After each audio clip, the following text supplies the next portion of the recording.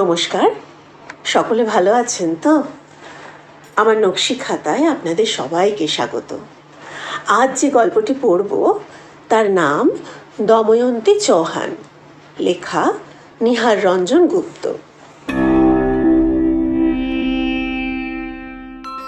নভেম্বরের মাঝামাঝি।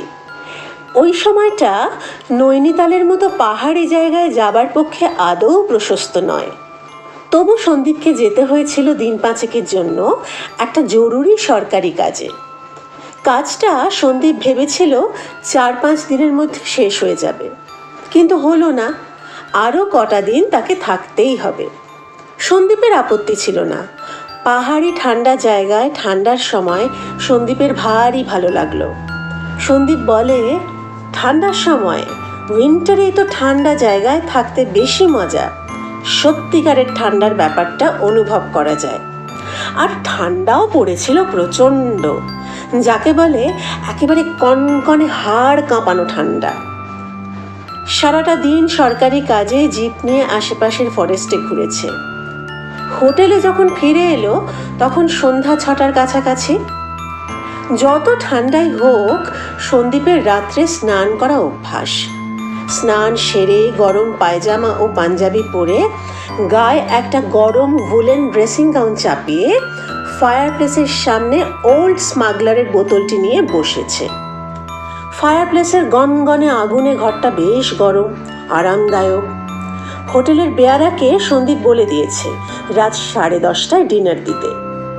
হোটেলটা একেবারে লেকের ধারে একটা পাহাড়ের চূড়ায়। রাত বেশি হয়নি, 9:30 এখনো বাজেনি। অদ্ভুত একটা স্তব্ধতা। রাস্তাঘাট রাত 8টার পর থেকে নির্জন হয়ে পড়ে। সবে তখন তৃতীয় পেগ ঢেলে সন্দীপ একটা চুমুক দিয়েছে, হঠাৎ তার কানে এলো একটা চাপা কান্না। কান্না ঠিক নয়, যেন একটা যন্ত্রণা কাতর গোঙানি, কেউ কাঁদছে। সন্দীপের মনে হয় ঠিক যেন তার পাশের ঘর 9 নম্বর কামরা থেকেই আসছে। তার কামরার নম্বর 10, আর দোতলায় ওই হোটেলে ওইটাই শেষ কামরা। কাজেই কান্নার শব্দটা 9 নম্বর কামরা থেকেই আসছে। নিজের অজ্ঞাতেই সন্দীপের কান দুটো খাড়া হয়ে ওঠে। পাশের ঘরে তো দময়ন্তী চৌহান ও তার স্বামী থাকেন। সে আর তার স্বামী দিলীপ চৌহান। কর্নেল চৌহান একজন মিলিটারি অফিসার, বয়স 40 থেকে 42-এর মধ্যে, আর দময়ন্তীর বয়স 28-29-এর বেশি হবে না। তার এই হোটেলে আসবার কয়েকদিন আগেই ওই চৌহান দম্পতি এখানে দিন 20-22 এসেছে থাকবার জন্য। তার আগে ওরা এই হোটেলে এলেও এবং একেবারে পাশের 9 নম্বর কামরায় থাকলেও গতকালের আগে চৌহান দম্পতির দেখা সে পায়নি। গতকালই প্রথম দেখা। বেলা তখন 5:15। সন্দীপ কাজে বেরোচ্ছিল। দময়ন্তী চৌহানকে দেখে প্রথম দৃষ্টিতেই যেন সন্দীপ মুগ্ধ হয়ে গিয়েছিল। পরনে ছিল সে সময় দময়ন্তীর হালকা আকাশি নীল রঙের একটা দামি ঢালোয়া জরির কাজের কাঞ্জিপুরম শাড়ি, আর গায়ে ছিল সাদা একটা কাশ্মীরি স্টোল। দময়ন্তী চৌহানের চেহারায় ও বেশভূষার মধ্যে এমন একটা কিছু ছিল যেটা সন্দীপের দৃষ্টিকে প্রথম দর্শনেই আকর্ষণ করেছিল। সন্দীপ নিজের অজ্ঞাতেই থমকে না থেমে পারেনি। এমন এক একজন এক এক সময় চোখে পড়ে যার উপরে দৃষ্টি আপনা হতেই আকৃষ্ট হয়। ঘরের সামনে বারান্দায় রেলিংয়ে হাত রেখে দাঁড়িয়েছিল দময়ন্তী চৌহান। পায়ের শব্দেই বোধ হয় সন্দীপের কামরার দরজার দিকেই মুখ করে। দুজনের চোখাচোখি হলো। সন্দীপের মুখ থেকে আপনা হতেই বের হয়ে এলো, গুড মর্নিং। দময়ন্তী চৌহানের ওষ্ঠপ্রান্তে একটা বিষণ্ণ ক্লান্ত হাসির রেখা যেন দেখা দিয়েই মিলিয়ে গেল। অপরূপ সৌন্দর্য, কিন্তু সন্দীপের মনে হয়েছিল যেন সে সৌন্দর্যের উপরে একটা বিষণ্ণ কালো ছায়া পড়েছে। দময়ন্তী চৌহান মৃদু কণ্ঠে শুধালো হিন্দিতেই, আপনি 10 নম্বর কামরায়? হ্যাঁ, সন্দীপ বললে। তারপরই মৃদু হেসে বললে, এই ঠান্ডায় এসব পাহাড়ি জায়গায় আসতে তাহলে মনে হচ্ছে আমারই ইচ্ছে হয় না। তা আপনারা কতদিন আছেন? দিন 10 হবে, দময়ন্তী চৌহান বললে। আমার নাম সন্দীপ চ্যাটার্জি। আমি মিসেস দময়ন্তী চৌহান। আপনি কি একাই এসেছেন? না, স্বামীর সঙ্গে এসেছি, কর্নেল চৌহান। থাকবেন বোধহয় কিছুদিন? ঠিক নেই কিছু, থাকতেও পারি, আবার আজ বা কালই হয়তো চলে যেতে পারি, ওর কাজ শেষ হলেই। আপনার স্বামী তাহলে কাজে এসেছেন? হ্যাঁ। আচ্ছা চলি। সন্দীপ এগিয়ে গেল সিঁড়ির দিকে। তারপর আর দেখা হয়নি। ওই বারান্দা দিয়ে সন্দীপ অন্তত 5-6 বার যাতায়াত করেছে, কিন্তু দময়ন্তীকে দেখেনি। যদিও আসা যাওয়ার পথে তৃষিত দৃষ্টি তার দময়ন্তী চৌহানকে দেখবার জন্য সারা বারান্দায় পরিভ্রমণ করেছে। বারান্দা খাঁ খাঁ করছে। 9 নম্বর কামরার দরজা বন্ধ। আলাপ হয়তো করা যেত, কিন্তু দময়ন্তী ও তার স্বামীর দিক থেকে যখন কোনো আগ্রহ বা ইচ্ছা নেই, সন্দীপও কোনো চেষ্টা করেনি আলাপ করবার। হঠাৎ সেই চাপা কান্নার শব্দকে ছাপিয়ে রুক্ষ কর্কশ পুরুষকণ্ঠ কানে এলো। স্টপ, স্টপ ক্রাইং, খামোশ, বন্ধ করো রোনা। সন্দীপের শ্রবণেন্দ্রিয় আরো সজাগ হয়ে ওঠে। কান্না থামেনি তখনও। হিন্দিতে আবার শোনা গেল পুরুষকণ্ঠ। কাল সকালে তুমি যেতে চাইলেই তোমাকে আমি যেতে দেব? কি করে ভাবতে পারলে কথাটা? শোনো, সাফ কথা আমার, 10-12 দিনের মধ্যে আমিও এখান থেকে নড়ছি না, তোমারও যাওয়া হচ্ছে না। যাও, শুয়ে পড়ো গে। কান্নার শব্দটা ধীরে ধীরে থিতিয়ে আসে। একটা স্তব্ধতা। সন্দীপের কান দুটো একটু যেন বেশি রকমই সজাগ হয়ে থাকে, কিন্তু আর কোনো শব্দই শোনা যায় না। সন্দীপ বোতল থেকে আর এক পেগ গ্লাসে ঢাললো। রাত 10:30টার কিছু আগেই খানা নিয়ে এলো বেয়ারা। খানার প্লেট টেবিলের উপর নামিয়ে রেখে বলল, কফি লাই সাব? নেই, জরুরত নেই, তুম যা সকতা। বেয়ারা চলে গেল ভাউচার সই করিয়ে নিয়ে। 11:15 নাগাদ খানা খেয়ে সন্দীপ কামরার লাইট অফ করে শুয়ে পড়ল খাটের উপরে। কম্বলটা টেনে নিল, কিন্তু ঘুম আর আসতে চায় না চোখে। অন্যান্য দিন আহারের পর শয্যায় গা ঢেলে দেওয়ার সঙ্গে সঙ্গে 2 চোখের পাতায় ঘুম নেমে আসে, কিন্তু আজ আর ঘুম যেন আসতেই চায় না। বিনিদ্র 2 চোখে ক্রমশ যেন ঘরের অন্ধকার সহনীয় হয়ে আসছে। মনের পাতায় আজ সারাটা দিন ধরেই একখানি মুখ ভেসে বেরিয়েছে, দময়ন্তী চৌহান। ওই দময়ন্তী চৌহানের মুখখানা যেন কেমন পরিচিত মনে হয়। ওই মুখখানি যেন আগে সে কোথায় দেখেছে। আবছা একটা স্মৃতির উপর যেন মুখখানা ভাসছে। সেই কাল সকাল থেকে দময়ন্তী চৌহানকে দেখা অবধি। চেনে নাকি সন্দীপ ওই দময়ন্তী চৌহানকে? কখনো কি পরিচয় ছিল? মনের মধ্যে হাতড়াতে থাকে সন্দীপ, কিন্তু মনে পড়ে না তেমন কিছু। তার ওই মুখটা চেনা চেনা মনে হচ্ছে কেন সেই সকাল থেকে। তার কোনো পরিচিত চেনা মুখের সঙ্গে আদল আছে কি? না, ঘুম আসবে না। উঠে পড়ল সন্দীপ শয্যা থেকে। ফ্লানেলের স্লিপিং গাউনটা গায়ে চাপিয়ে দরজা খুলে বাইরের বারান্দায় পা বাড়ালো সন্দীপ। শীতের মধ্যরাত্রি, ঝিমঝিম করছে। একটা কুয়াশার পর্দা যেন লেকের জলে ঝুলে পড়েছে। হঠাৎ নজরে পড়ল কে একজন রেলিংয়ে ভর দিয়ে দাঁড়িয়ে আছে। ভালো করে তাকাতেই বুঝতে পারল সন্দীপ, এক নারী মূর্তি। সন্দীপের পায়ের স্লিপারের শব্দে নারী মূর্তি ফিরে তাকালো। সন্দীপকে দেখতে পেল। বললে, কে? আমি সন্দীপ চ্যাটার্জি। তুমি বোধহয় আমাকে চিনতে পারোনি সন্দীপ। দময়ন্তী বলল, না ঠিক। লখনৌতে তুমি ছিলে কখনো? হ্যাঁ, সেখান থেকেই তো আমি বিএ পরীক্ষায় পাশ করে আইএএস পরীক্ষা দিই। কথাগুলো বলতে বলতে হঠাৎ মনে পড়ে গেল সন্দীপের বছর 9 আগেকার কথা। জগজীবন চৌধুরী লখনৌ বারের লিডার, শিবাজি মার্গে থাকতেন। তাঁরই মেয়ে দময়ন্তী। বিএ ক্লাসে একসঙ্গে পড়াশুনো করেছে। প্রথম আলাপ হয় কলেজ সোশ্যালে অভিনয় করবার সময়। চমৎকার অভিনয় করত দময়ন্তী। শিবাজি মার্গে আমরা থাকতাম। দময়ন্তী আবার বললে, মনে পড়েছে? হ্যাঁ, মনে পড়েছে। আমি কিন্তু সকালবেলা দেখেই তোমায় চিনেছিলাম সন্দীপ। চিনতে পেরেছিলে? হ্যাঁ, একটু ফ্ল্যাবি হয়েছ, আদারওয়াইজ চেহারা তোমার তেমন বদলায়নি। সন্দীপ মৃদু হেসে বলল, হ্যাঁ, আমার পেটটায় একটু মেদ বৃদ্ধি হয়েছে, কিন্তু তোমার চেহারা খুব বদলে গিয়েছে। আমি তো তোমাকে চিনতেই পারিনি আজ সকালে দেখে। তবে তবে কি, মুখটা তোমার চেনা চেনা মনে হচ্ছিল তোমাকে দেখবার পর থেকেই। সত্যি বলছো? হ্যাঁ, সত্যি। দময়ন্তী খুব আস্তে আস্তে কথা বলছিল। এত রাত্রে বারান্দায় এই ঠান্ডায় দাঁড়িয়ে আছো, ঘুম আসছে না বুঝি? সন্দীপ বললে। সন্দীপ, বলো। খুব কাছে এগিয়ে এলো দময়ন্তী, সন্দীপের একেবারে গা ঘেঁষে। তারপর ফিসফিস করে বললে, সন্দীপ, আমার একটা উপকার করতে পারবে? উপকার? হ্যাঁ, এই 7 দিন যে কি যন্ত্রণা আমাকে ভোগ করতে হচ্ছে। যন্ত্রণা? সঙ্গে তোমার স্বামী রয়েছেন না, মিস্টার কর্নেল চৌহান? চাপা আক্রোশে ভরা কণ্ঠে দময়ন্তী বললে, I hate him, I wish I could kill him. একটা জানোয়ার, একটা।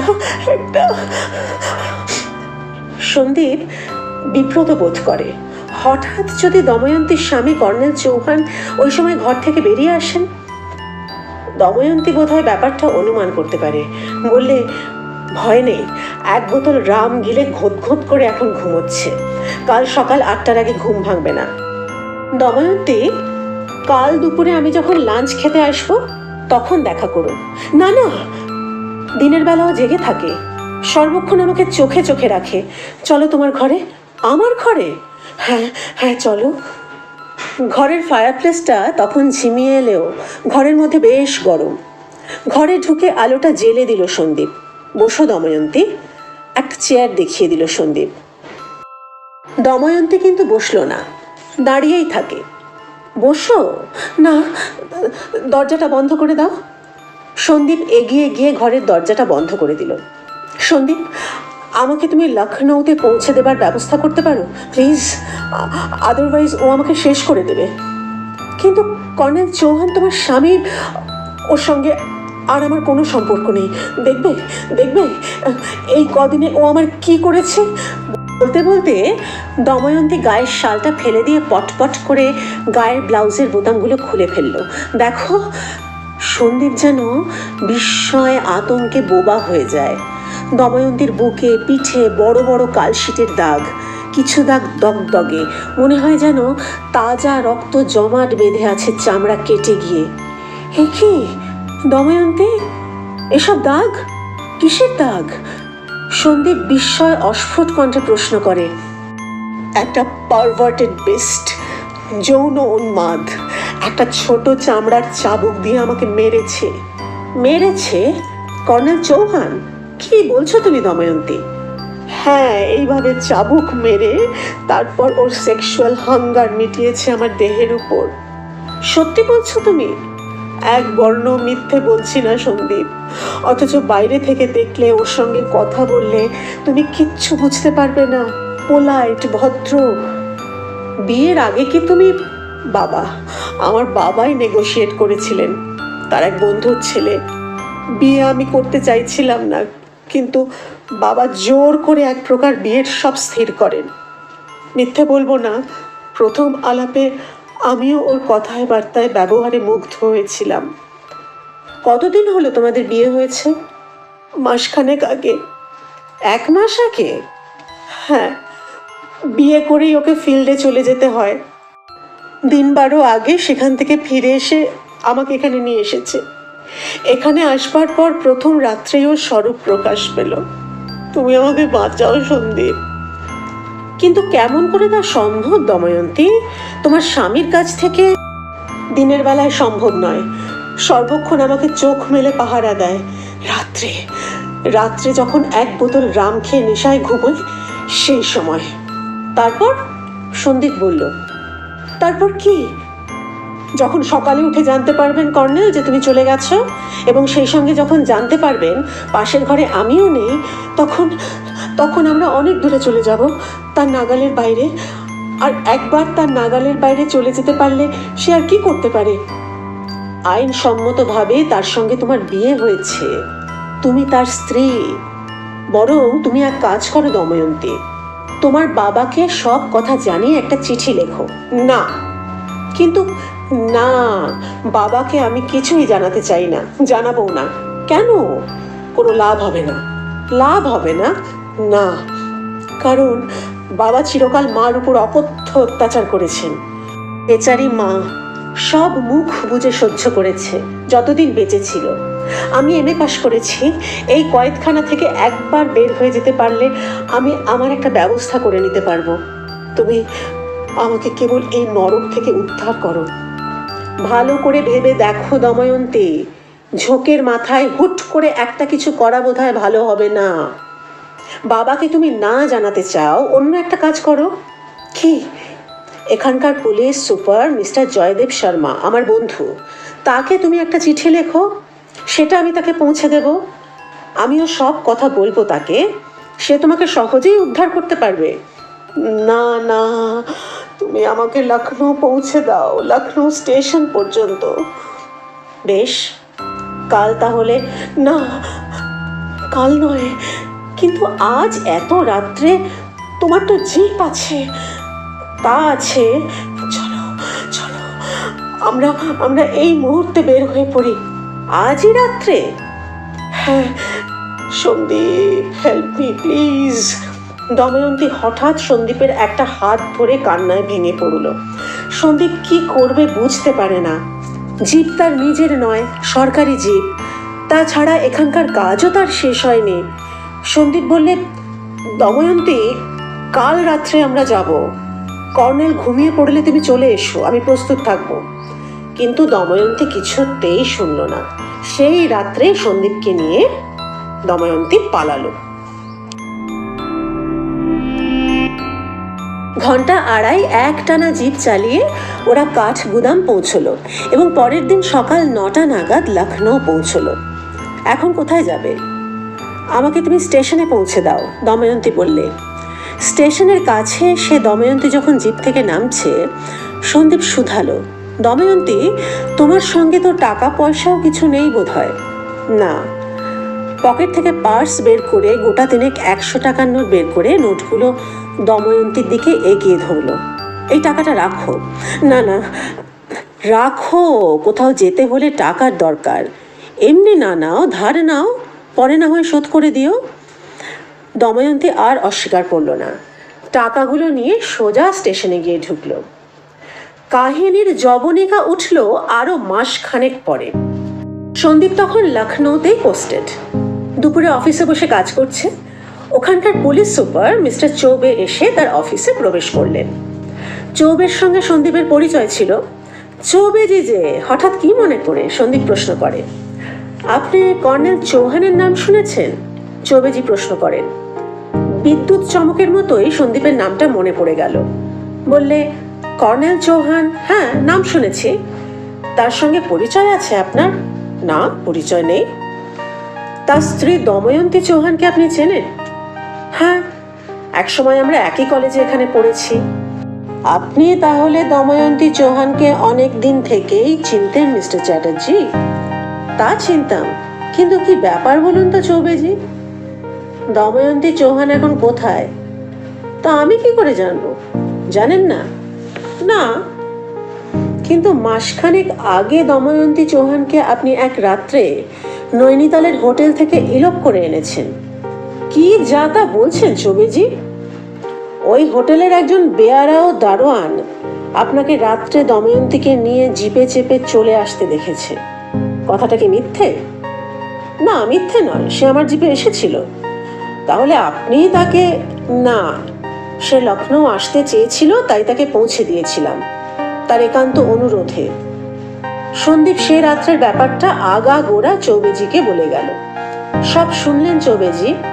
বললেন, কিন্তু দময়ন্তী চৌহান তো তা বলেননি। কি বলেছে সে? সে রাত্রে ঘুম আসছিল না বলে একা বারান্দায় দাঁড়িয়েছিল, তখন আপনি তাকে at the point of revolver আপনার সঙ্গে তাকে চলে আসতে বাধ্য করেছিলেন। দময়ন্তী ওই কথা বলেছে? হ্যাঁ, আপনার সঙ্গে সে রাত্রে রিভলভার ছিল না? ছিল। I am sorry mister Chatterjee, আপনার নামে ওয়ারেন্ট আছে, আপনাকে অ্যারেস্ট করতে এসেছি আমি। দময়ন্তী, আপনি যা বললেন সত্যিই ওই কথা বলেছে? সন্দীপ আবার শুধালো। হ্যাঁ, সে তার পুলিশের কাছে ওই স্টেটমেন্টই দিয়েছে। বেশ, চলুন।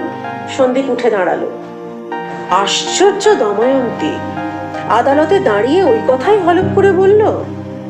আসামির কাঠগড়ায় দাঁড়িয়ে অবাক বিস্ময়ে চেয়ে থাকে সন্দীপ দময়ন্তীর মুখের দিকে, অবিশ্বাস্য রোমাঞ্চকর এক কাহিনী শুনে। জজ সাহেব জিজ্ঞাসা করলেন, মিস্টার চ্যাটার্জি, আপনি একজন পদস্থ সরকারি অফিসার।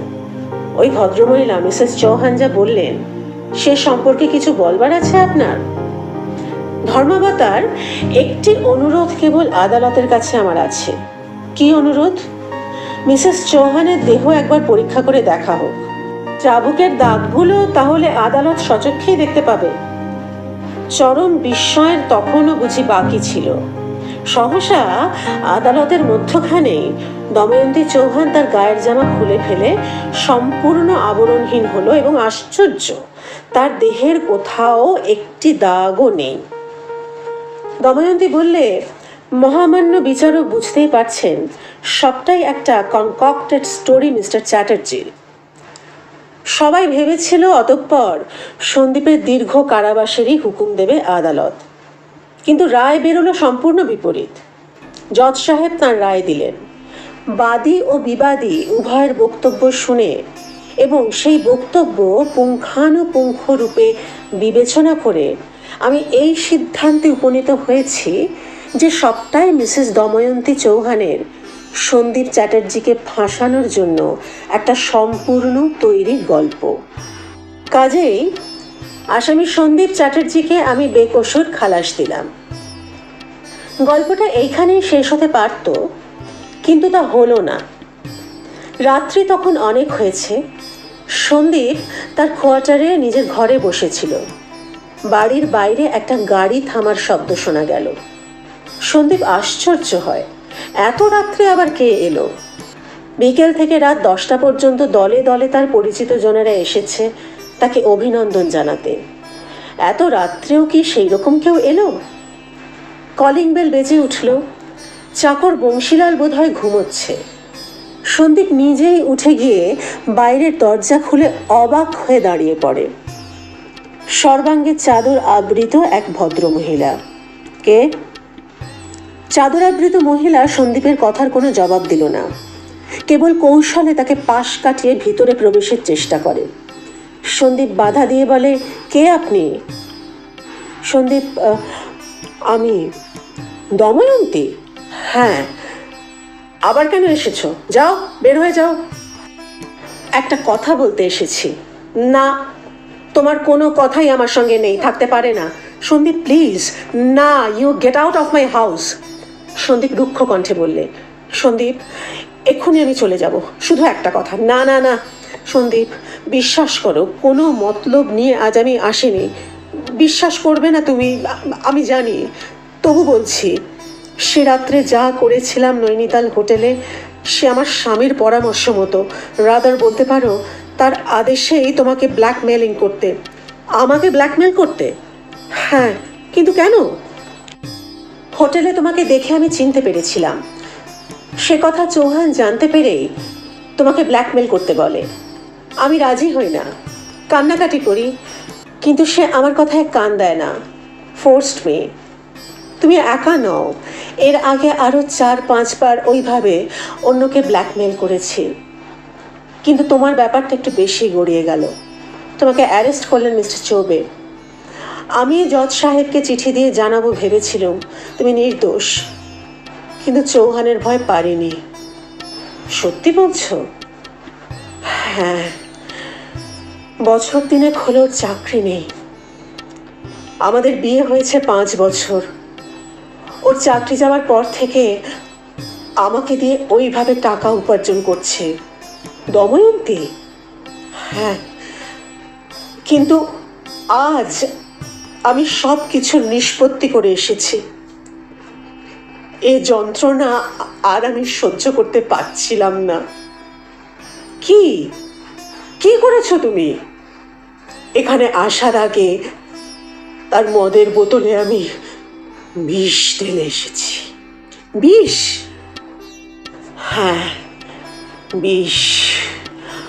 আজকের ঘুম আর তার ভাঙবে না। চললাম। দময়ন্তী ঘর থেকে বের হয়ে গেল। পাথরের মতো দাঁড়িয়ে রইল সন্দীপ। কথাটা যে দময়ন্তী মিথ্যা বলেনি, দিন দুই পর সংবাদপত্রে সেটা জানা গেল। মাত্রাধিক মদ্যপানের ফলে কর্নেল চৌহানের মৃত্যু ঘটেছে। পুলিশ তার মৃতদেহ ময়না তদন্তের জন্য পাঠিয়েছে। মিসেস দময়ন্তী চৌহান নিরুদ্দেশ। পুলিশ তার সন্ধান করছে। দময়ন্তী তাহলে মিথ্যে বলেনি। দময়ন্তী চৌহান। গল্পটি এখানেই শেষ হলো। লেখা নিহার রঞ্জন গুপ্ত। কেমন লাগলো জানাবেন। যদি ভালো লাগে চ্যানেলটিকে সাবস্ক্রাইব করে আমার পাশে থাকবেন। নকশি খাতাকে আপনার নিজের করে নেবেন। সকলে খুব ভালো থাকুন। শিগগির দেখা হচ্ছে। আজ আসি।